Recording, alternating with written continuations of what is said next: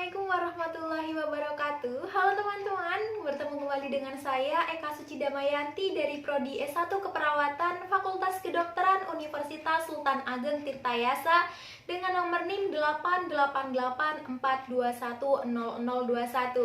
Oke teman-teman, jadi pada video kali ini kita akan membahas mengenai materi perkuliahan minggu kemarin, yaitu metabolisme karbohidrat dan juga protein. Saya yakin nih teman-teman pasti udah pada familiar ya dengan kata karbohidrat dan juga protein.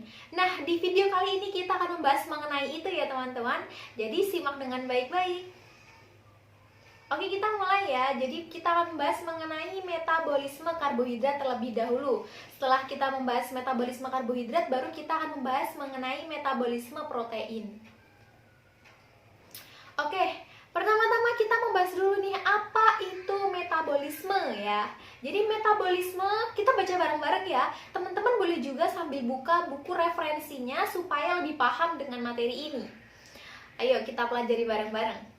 Metabolisme merupakan seluruh proses kimia yang terjadi dalam tubuh makhluk hidup serta melibatkan enzim. Jadi semua proses kimia yang ada di tubuh kita itu disebut dengan metabolisme. Nah nih, di kata terakhir ada kata enzim. Pasti teman-teman udah sering denger ya, dari kita SD kita udah belajar tuh tentang enzim beberapa. Contohnya enzim yang paling sering kita denger itu ada enzim lipase, amilase, dan tripsin. Pasti teman-teman udah sering banget nih denger enzim ini. Nah, selanjutnya kita membahas mengenai karbohidrat. Karbohidrat yaitu senyawa organik terdiri dari unsur karbon, hidrogen, dan juga oksigen. Nah, selanjutnya, karbohidrat yang ada dalam diet sebagian besar adalah polimer heksosa. Di antaranya yang paling penting adalah glukosa, galaktosa, dan fruktosa. Kita juga udah lumayan sering denger ya kata-kata ini, tapi kita paling sering denger itu glukosa. Jadi teman-teman, glukosa ini merupakan salah satu karbohidrat gitu ya, dia termasuk karbohidrat. Selanjutnya, dalam darah vena caviar, kadar normal glukosa plasma saat puasa adalah 7-110 mg per dl. Nah, teman-teman, untuk teman-teman yang masih lupa nih materi atau lupa tentang vena, arteri, boleh teman-teman buka materinya dulu di buku referensi teman-teman ya, untuk lebih paham mengenai materi ini. Nah, selanjutnya, darah dalam arteri kadar glukosa plasma yaitu 15-30 mg per dl lebih tinggi daripada dalam darah vena. Setelah itu, energi karbohidrat itu 4 kL per gram. Jadi per 4 kL-nya itu sama dengan 1 gram. Per gramnya itu ada 4 kL. Selanjutnya kita akan membahas mengenai karbohidrat sederhana dan juga karbohidrat kompleks. Nih, banyak kata-kata yang mungkin kita tidak tahu artinya atau lupa. Jadi jangan lupa teman-teman untuk selalu buka buku referensinya nih, supaya lebih nyambung gitu ya. Pertama, di karbohidrat sederhana itu yang ada yang namanya monosakarida sebagai eksosa, yaitu glukosa, fruktosa, dan galaktosa. Selanjutnya ada disakardia, itu mencakup suklosa, sakkharosa, maltosa, laktosa, dan tehalosa. Aduh, salah apa sih gitu ya? Agak bingung nggak teman-teman? Kalau misalnya masih bingung, kita lanjut ke materi selanjutnya supaya teman-teman lebih paham ya. Ada juga yang namanya gula alkohol, yaitu sabitol, manitol, inositol, dan inositol. Selanjutnya ada olosakarida, itu terdapat di biji-bijian dan kacang-kacangan dan tidak dapat dipecahkan oleh enzim pencernaan. Selanjutnya ada karbohidrat kompleks, itu terdiri dari polisakardia, yaitu yang pertama ada pati. Pati merupakan karbohidrat utama, padi-padian, ubi keras, jagung, gandum, kacang-kacangan, ubi talas, singkong. Nah, kita udah sering banget denger dan bahkan kita pernah makan dan sering lihat salah satu ya, kayak paling sering padi-padian. Kita di rumah kita pasti ada beras ya. Karena sebagian besar masyarakat Indonesia konsumsi utama karbohidratnya itu adalah beras atau padi-padian. Selanjutnya ada juga yang namanya dekrin. Itu dibentuk dari hidrolisi pati yang dipanaskan secara kering. Contohnya adalah roti. Jadi itu tuh sudah diolah gitu ya teman-teman. Selanjutnya ada glikogen atau simpanan karbohidrat dalam tubuh terdapat dalam hati dan juga otot. Nah, itu tadi mengenai karbohidrat sederhana dan juga karbohidrat kompleks. Sekarang kita akan membahas mengenai fungsi karbohidrat. Yang pertama, fungsi karbohidrat adalah sebagai cadangan energi dan sumber energi. Apalagi masyarakat Indonesia nih, bukan nggak mungkin, tapi hampir 50% lebih masyarakat Indonesia itu sumber karbohidrat utamanya itu adalah beras, ya. Dan itu sebagai sumber energi utama di tubuh kita. Selanjutnya adalah pemberi rasa manis. Makanya tuh sering pernah denger nggak? Penderita diabetes katanya nggak boleh makan nasi yang habis baru dimasak banget gitu. Kenapa sih gitu? Karena kadar glukosanya itu tinggi. Teman-teman masih ingat kan kalau glukosa itu merupakan karbohidrat juga. Selanjutnya ada penghemat protein. Nomor 4 ada pengatur metabolisme lemak. Yang kelima, membantu pengeluaran defekasi. Dan yang keenam adalah merupakan kebutuhan sehari-hari. Udah jelas banget nih kalau merupakan kebutuhan sehari-hari karena setiap hari kita makan ya. Selanjutnya ada proses metabolisme, ada 4 nih teman-teman. Yang pertama adalah glikogenesi, yang kedua adalah glikolisis, yang ketiga siklus Krebs, dan yang keempat adalah fosforilasi. Apa sih 4 itu, kok asing ya kata-katanya di telinga kita? Nah, kalau yang glikogenesi itu terdapat di sitoplasma. Kalau misalnya siklus Krebs itu terdapat di mitokondria. Kemarin di pertemuan kemarin, di video kemarin kita sudah membahas mengenai bagian-bagian sel. Teman-teman kalau misalnya lupa dengan materi tersebut, boleh banget buka materi atau video yang kemarin. Nah, selanjutnya nih kita akan membahas mengenai tadi kan udah tuh. Nah, kita akan membahas lebih dalam mengenai ini ya.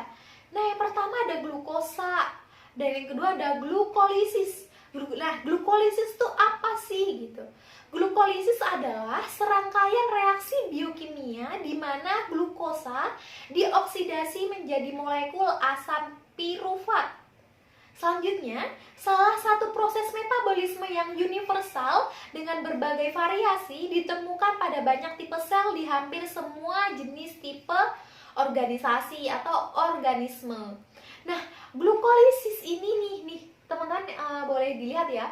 Ada yang namanya perubahan glukosa menjadi asam pirufat atau aerob. Selanjutnya ada juga glukosa menjadi asam laknat atau anaerob. Bawahnya nih, ada fungsi dari glukolisis. Fungsinya apa sih? Fungsinya itu adalah menghasilkan ATP. Tempatnya tadi tuh udah disebutkan kan, tempatnya itu ada di sitoplasma. Nah, aerobik glikolisis ini akan menghasilkan 8 ATP. Sedangkan anaerobik glikolisis itu menghasilkan 2 ATP. Ingat ya teman-teman, 8 dan 2. Selanjutnya, di dalam glukolisis ini ada 2 fase. Yang pertama adalah persiapan atau fase heksosa, dan yang kedua adalah penghasilan energi atau fase triosa. Nah, selanjutnya yang ketiga itu ada nasi pirufat. Di nasi pirufat ini dibagi menjadi 2, yaitu ada aerobik, dan yang kedua adalah anaerobik. Nah, di asam pirufat ini mengalami proses tadi tuh, aerobik dan anaerobik. Apa sih itu gitu? Yang aerobik itu dia menggunakan oksigen, pirufat oksigenasi untuk menghasilkan CO2 dan H2O melalui daur Krebs. CO2 apa? Masih ingat nggak? CO2 itu adalah karbon dioksida, sedangkan H2O itu adalah air. Selanjutnya ada aerobik, yaitu tanpa oksigen. Jadi kalau aerobik itu pakai oksigen, kalau anaerobik itu tidak menggunakan oksigen. Di anaerobik nih ada manusia itu pirufat laknat, ragi pirufat etanol. Selanjutnya yang terakhir yaitu adalah siklus Krebs. Siklus Krebs ini nama lainnya atau penemunya itu adalah Hans Krebs.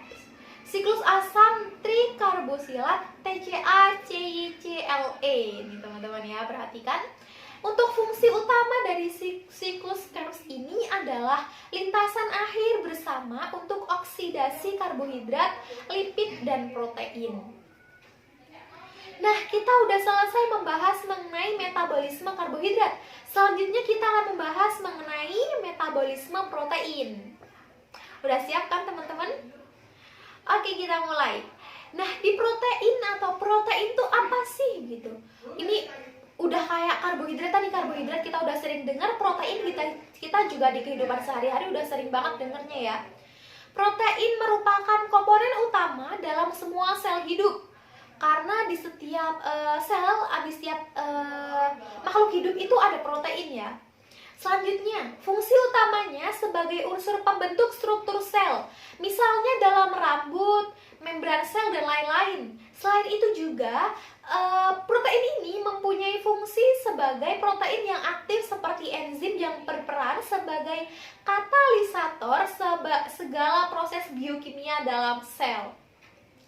Protein aktif selain enzim yaitu hormon dan hemoglobin. Nah, kita juga udah sering banget dengar kata hormon dan hemoglobin, ya kan? Hemoglobin itu terdapat di dalam darah ya. Selanjutnya, metabolisme protein merupakan metabolisme dari asam amino itu sendiri dan merupakan suatu rangkaian asam amino.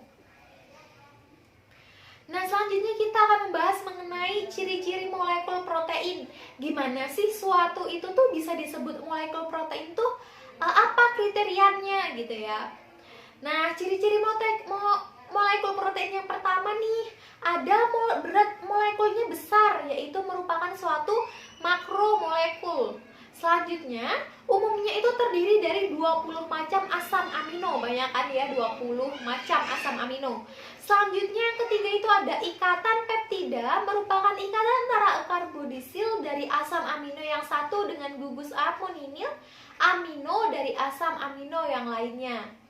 Yang keempat yaitu terdapat ikatan kimia lain yang menyebabkan terbentuknya lingkungan atau lengkungan rantai polipeptida menjadi struktur 3 dimensi protein. Dan yang kelima itu sebagai contoh misalnya ikatan hidrogen dan ikatan hidrofob. Dan yang terakhir ciri-ciri dari molekul protein adalah strukturnya itu tidak stabil. Beberapa faktor seperti pH, radiasi, temperatur dan sebagainya itu mempengaruhi dari struktur protein, molekul protein.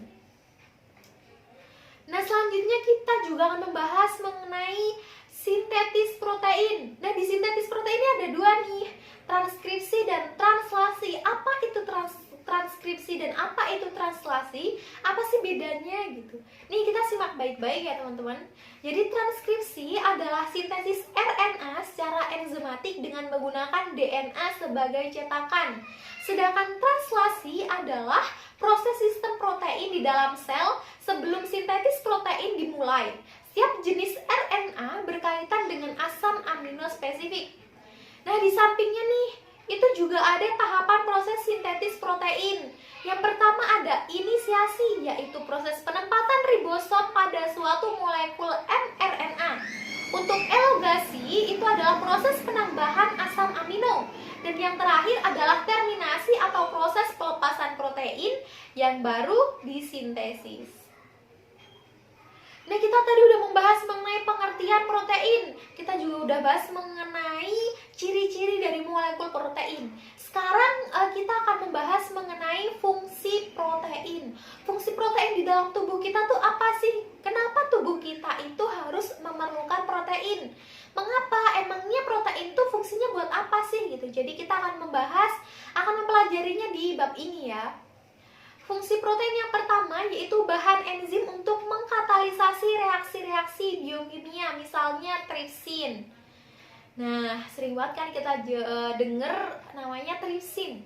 Selanjutnya protein cadangan disimpan sebagai cadangan makanan, misalnya dalam lapisan aleuron, contohnya adalah biji jagung.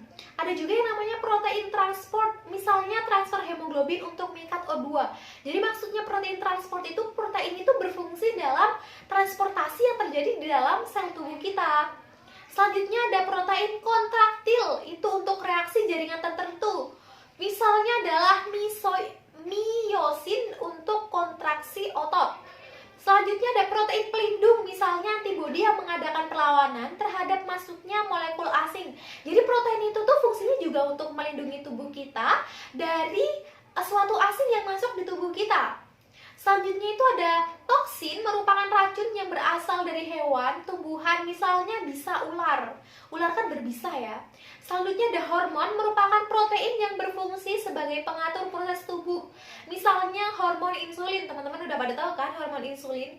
Hormon insulin itu misal dia kelebihan, biasanya disebut dengan penyakit diabetes nih kalau kelebihan insulin. Kalau dia kekurangan insulin juga ada tuh penyakit karena kekurangan insulin. Yang terakhir ada proses protein struktural. Misalnya glikoprotein untuk dinding sel, keratin untuk rambut dan bulu. Nah, sekarang kita akan membahas mengenai sumber protein. Nah, sumber-sumber protein ini sudah ada di sekitar kita, di lingkungan kita. Cuman kadang-kadang kita nggak memperhati ini, kayak makan-makan aja gitu ya. Jadi teman-teman mulai sekarang bisa nih kalau misal ngeliat nih, oh itu apa tuh? Oh, di dapur ada kentang. Kentang itu di sumber apa ya gitu. Jadi kita akan bahas ya. Sumber protein itu ada dua. Jadi protein itu ada dua, protein hewani dan juga protein nabati. Kalau hewani itu jelas banget itu protein yang berasal dari hewan, sedangkan nabati itu adalah protein yang berasal dari tumbuhan. Kita akan bahas dulu mengenai protein nabati.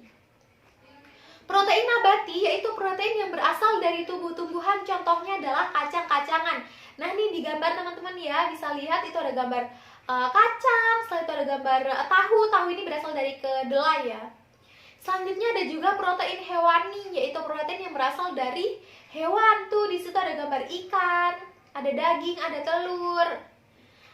Nah, kita tadi udah bahas tuh banyak banget mengenai protein. Kalau penyakit atau gangguan ketidakseimbangan protein tuh ada nggak sih? Apakah ada penyakit yang disebabkan karena gangguan protein? Ada ya teman-teman. Nah, yang pertama itu adalah defisiensi protein. Yang kedua ada hipoproteinemi. Selanjutnya ada viral atau gout arthritis. Gout arthritis itu biasanya disebut orang-orang awam itu biasanya nyebutnya asam urat ya teman-teman. Setelah itu ada KEP atau kekurangan energi protein. Oke teman-teman, nih kita perhatikan ya teman-teman, kita bareng-bareng memperhatikan skema dari metabolisme protein ini. Wah, panjang sekali ya ternyata. Ketika protein itu masuk ke tubuh kita, maka tubuh kita ini akan memproses. Nah, prosesnya tuh gimana sih? Nah, prosesnya itu sudah dijelaskan di gambar ini teman-teman ya. Kita perhatikan nih tadi kan kita sudah bahas juga ya mengenai sistem Krebs dan juga sistem urea tadi sudah kita bahas. Oke teman-teman, kita sudah selesai membahas mengenai materi metabolisme karbohidrat dan juga metabolisme protein. Jika teman-teman masih belum mengerti mengenai materi ini, teman-teman boleh mengulang video ini dari awal supaya teman-teman semakin paham. Jangan lupa teman-teman juga boleh banget membaca buku referensi dari sumber lain ya teman-teman untuk memperkaya ilmu kita. Oke, karena sudah kita bahas semua materi perkuliahan pada minggu lalu, saya pamit undur diri. Wassalamualaikum warahmatullahi wabarakatuh.